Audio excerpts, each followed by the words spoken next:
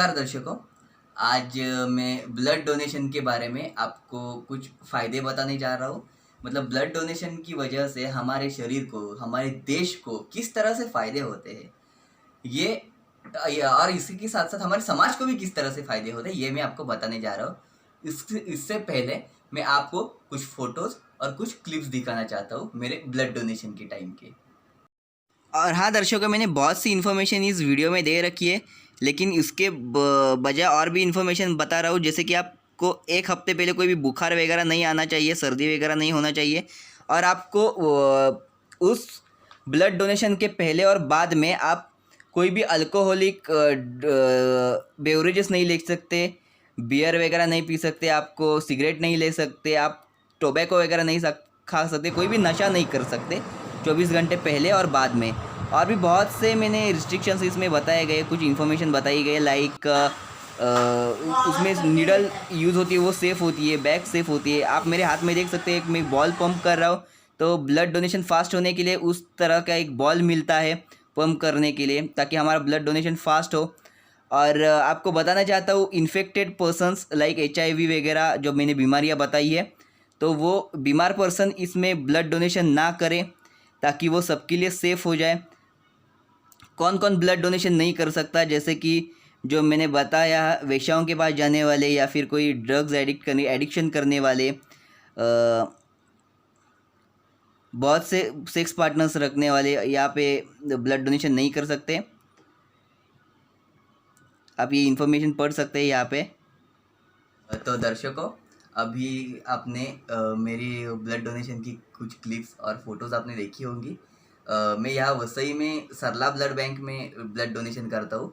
आप जहाँ कहीं भी है, जिस शहर में है, जिस गांव में है, वहाँ पे जो कोई ब्लड बैंक है आपकी नज़दीक की, वहाँ आप जाके ब्लड डोनेशन कर सकते हैं। पहले मैं आपको बता देना चाहता हूँ ब्लड डोनेशन कौन कौन कर सकता है नॉर्मली।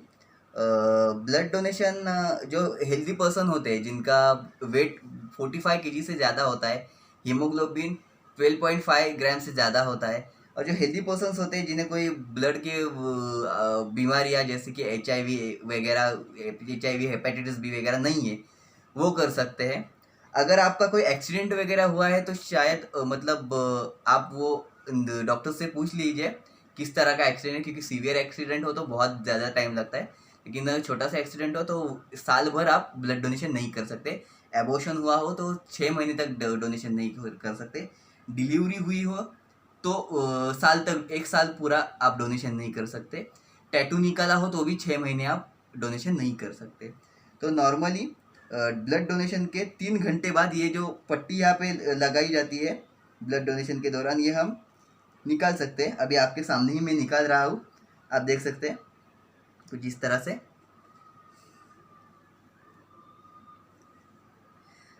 तो दर्शकों, मैंने ये पट्टी यहाँ पे निकाल ली है, और अब मैं आपको फ़ायदे समझाने जा रहा हूँ ब्लड डोनेशन के।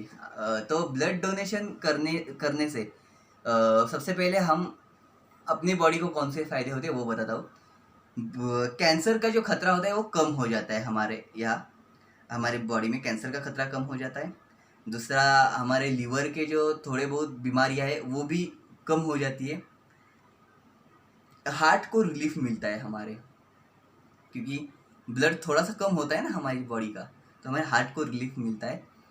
हार्ट अटैक से हम बच जाते हैं, क्योंकि ब्लड में जो कोलेस्ट्रॉल होता है वो इससे कम हो जाता है। क्योंकि जो मैंने जब मैं 12th में था, तब आपको मैं एक बताना चाहता हूँ, जब मैं 12th में था तब एक ह्यूमन रिप्रोडक्शन नाम का मुझे बायोलॉजी में एक लेसन था, उसमें ही ये बताया गया है कि 45 के बाद लेडीज़ को सीवियर हार्ट अटैक के प्रॉब्लम्स बढ़ जाते हैं, क्योंकि वो मेनोपॉज के बाद का टाइम है। इसलिए मतलब मेनोपॉज क्या, वो ब्लड लॉस कम हो जाता है ना हर मंथ, जो मेंस्ट्रुअल साइकिल के दौरान होता है, वो ब्लड लॉस नहीं होता आफ्टर मेनोपॉज। तो ये ब्लड डोनेशन, अब मेंस्ट्रुअल साइकिल तो जेंट्स में नहीं है, तो हम ये blood donation is the best option. बाद में मैं इसके समाज को कैसे फ़ायदे होते हैं वो बताना चाहूँगा। उसमें एक बार हम जब ब्लड डोनेशन करते हैं तो हम 4 लोगों की ज़िंदगी बचा सकते हैं, क्योंकि उसमें से ब्लड प्लेटलेट्स निकाले जाते हैं, और समथिंग प्लाज्मा निकाला जाता है उसमें से, और ऐसे 4 इंग्रेडिएंट्स है जो निकाले जाते हैं, बाकी के 2 मुझे अभी याद नहीं आ रहे हैं। इस और एक ब्लड है शायद, ब्लड मतलब जो नॉर्मली ब्लड देते हैं वो ब्लड, और चौथा है वो याद नहीं आ रहा है, क्योंकि मतलब मैंने नर्सेस से पूछा था तो नर्स ने बताया था मुझे कि वो कुछ मतलब जब डिलीवरीज होती है महिलाओं की, तो वो डिलीवरी की दौरान मतलब ज़्यादातर सिजेरियन डिलीवरी, जो सीवियर सिजेरियन डिलीवरी है उस वक्त उसे यूज़ किया जाता है, ऐसा कुछ उन्होंने बताया था। तो और एक फ़ायदा होता है हमें, मैं आपको बता देना चाहता हूँ, मैंने आज तक इतनी बार ब्लड डोनेशन किया है, इसमें से मेरा एक सर्टिफिकेट गुम हो चुका है। यह 1 2 3 और 4, मैंने 5 बार ब्लड डोनेशन किया है, एक सर्टिफिकेट मेरा गुम हो चुका है। और एक बात बताना चाहता हूँ आपको, अभी ये मैंने हाल ही में ब्लड डोनेशन किया है, आज ही मैंने ये ब्लड डोनेशन किया। आप यहाँ पे मेरा नाम, ये डेट पढ़ सकते हैं। तो आज ही मैंने ब्लड डोनेशन किया, इसलिए मुझे ये कार्ड, ये जो कार्ड होता है यहाँ पे, ऐसा कार्ड भी मिलता है हमें। ये मेरा शायद 5 जून 2020 का, मतलब ये फर्स्ट टाइम जब मैंने किया था तब का है ये। तो ये जो कार्ड होता है, इसका एक फ़ायदा मैं आपको बताना चाहूँगा कि इस कार्ड से अगर आपके कोई रिश्तेदार हो या फिर कोई रिलेटिव्स, आपके दोस्त वगैरह, अगर उनका कोई एक्सीडेंट वगैरह हो जाता है, उन्हें ब्लड की ज़रूरत हो आ पड़ी उन्हें, तो आपको एक बार में ये कार्ड दिखाकर एक बार में आपको मुफ्त में ब्लड मिल जाता है इससे। तो ऐसे कुछ फ़ायदे होते हैं ब्लड डोनेशन के। ये समाज के फ़ायदे हुए। देश को क्या क्या फ़ायदा होता है, हमने बहुत बार सुना है कि ब्लड की कमी आ गई है देश में, तो अगर हम ब्लड डोनेट करते रहे तो ब्लड की कमी नहीं आएगी देश में। क्योंकि मैंने 1-2 घटनाएं ऐसी भी सुनी है कि सीमा पे कुछ जवान जख्मी हुए थे आतंकवादियों से लड़ते लड़ते, और मतलब जब उन पे ट्रीटमेंट चालू थी हॉस्पिटल में, तब ब्लड ना मिलने के कारण उनकी डेथ हो गई है। नहीं मतलब उन पे गोलियां चलाने वाले आतंकवादी थे, लेकिन उन तक ब्लड ना पहुंचाने वाले कौन थे? हम ही लोग थे ना। हम लोग अगर ब्लड डोनेट करेंगे तो उन्हें भी मिल सकता है और बाकी के लोगों को भी मिल सकता है ये ब्लड। अगर हर फैमिली में एक इंसान ब्लड डोनेट कर रहे तो हमारे देश की आज की जनसंख्या कितनी है? लगभग 130 करोड़ की जनसंख्या है हमारे देश की। मतलब कितनी फैमिलीज होंगी उसमें, कुछ समथिंग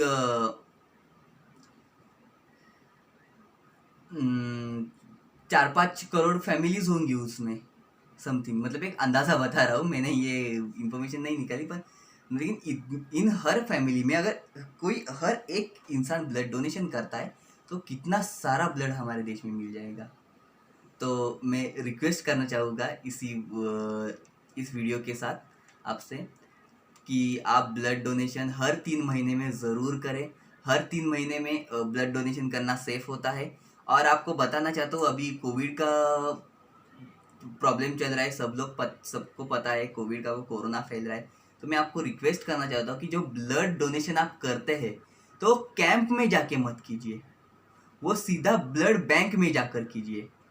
क्योंकि मैंने अभी फ़ोटोज़ में आपको दिखाया है कि उसमें मैं फ्रूटी पी रहा हूँ, वो भी एक फ़ायदा होता है उसका। क्योंकि कैसा होता है कि हम जब ब्लड बैंक में डोनेट करते हैं तब हम अकेले होते हैं। पहली बात, हमें कोविड का फैलाव नहीं होता, हमारे पास आजू बाजू लोग नहीं होते वहाँ पे, इसलिए कोविड का प्रॉब्लम वहाँ पे नहीं आता। सैनिटेशन होता है वहाँ पे, लेकिन जब कैंप में जाते हैं तब सैनिटेशन का प्रॉब्लम होता है वहाँ पे, क्योंकि बहुत से लोग होते हैं ना वहाँ पे। तो नर्सेस होंगे, डॉक्टर्स होंगे, वो कहाँ ध्यान देंगे। इसलिए आप सिंपली ब्लड बैंक में जाके वहाँ डोनेट कीजिएगा। और इसी के साथ मैं आपको बताना चाहता हूँ कि अगर आपको किसी की ज़िंदगी बचानी हो तो डॉक्टर हर कोई नहीं बन सकता।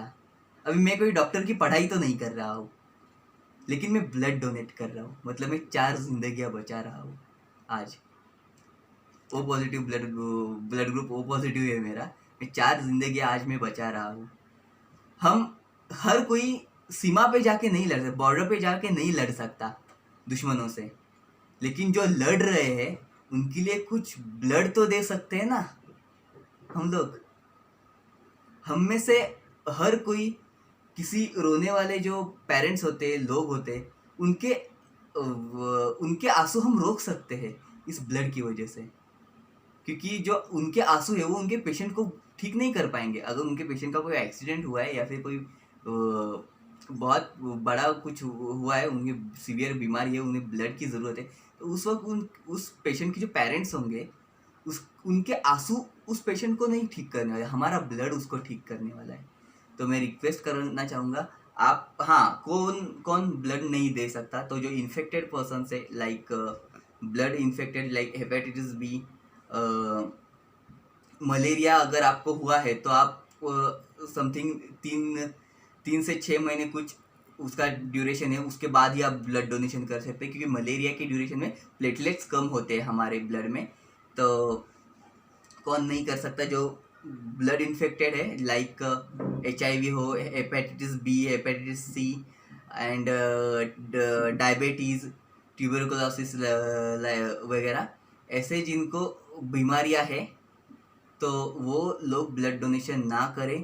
क्योंकि आपके ब्लड में एक पहले से ही एक बीमारी मौजूद है, उसकी वजह से दूसरा कोई इन्फेक्टेड हो सकता है। और हाँ, आपको एक बात और बता रहा हूँ कि अगर आपके पेशेंट के लिए आपको ब्लड चाहिए तो उस वक्त आप ऐसे ब्लड बैंक में जाइए कि जहाँ पे न्यूक्लियर टेस्ट होता हो। न्यूक्लियर टेस्ट क्या होता है? वो HIV का टेस्ट होता है। नॉर्मली कैसे होता है कि हमने आजू बाजू बहुत से वाक़यात ऐसे सुने होंगे कि ब्लड डोनेशन की वजह से किसी पेशेंट को HIV हो गया, ऐसे कुछ हमने वाक़या सुने होंगे, खबरें सुनी होंगी।